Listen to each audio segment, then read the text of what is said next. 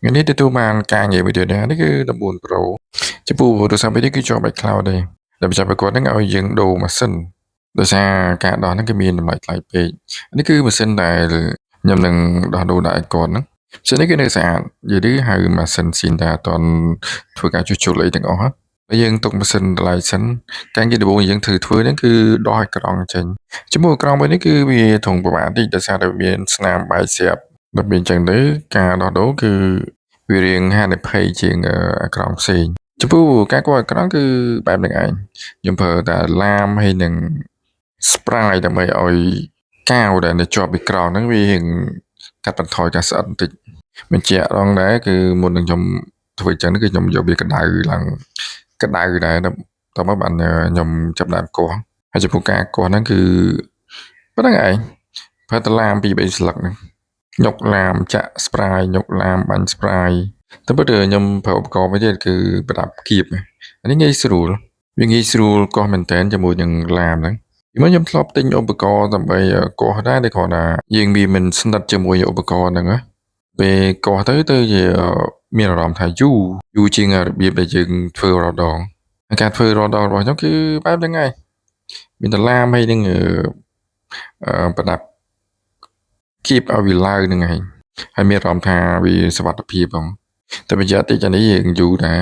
អានេះខ្ញុំសារសម្កាត់គឺវីដេអូខ្លះចោលវាមិនញុកភ្លាមហើបផ្លែតចឹងទេគឺយើងធ្វើការថ្នមដែរចំពោះការងារបើសិនជាយើងមិនថ្នមមិនអីទេគឺដាក់ខូចដាក់ឆ្កូតដាក់ស្នាមហ្មងអញ្ចឹងយើងត្រូវការថ្នមត្រូវការប្រយ័ត្នអីអានេះចំពោះជុំវិញហ្នឹងកោះហើបហើយនៅជ្រុងមួយនេះខ្ញុំកោះឲ្យហើបមួយទៀតមកគឺចេញហើយក្រង់ហ្នឹងអូខេឥឡូវយើងមើលគឺវាហើបចេញមកអស់ហើយនៅពេលដែលវាហើបចេញអស់ចឹងទៅវានៅស្កុតតិចតួចអាហ្នឹងយើងអាចឆ្កឹះវាចេញសម្អាតវាតិចតួចចឹងទៅគឺវាអូខេហើយចំពោះអេក្រង់នេះគឺដោយសារតែវាអត់ដែលបានកោះហៅថាអេក្រង់ណែនហ្មងអញ្ចឹងការជុំវិញវាគឺស្អិតខ្លាំងទូទៅបើសិនជាអេក្រង់ដែលយើងធ្លាប់កោះម្ដងហ្នឹងគឺការដោះអេក្រង់ដើម្បីធ្វើអីមួយគឺងាយស្រួលហើយលឿនទៀតហើយក៏យើងមិនសូវប្រឈមនឹងហានិភ័យនៃការខូចអេក្រង់ដែរឧទាហរណ៍ដូចជាពេលខ្លះវាឡើងឆ្នោតឬក៏ថាច់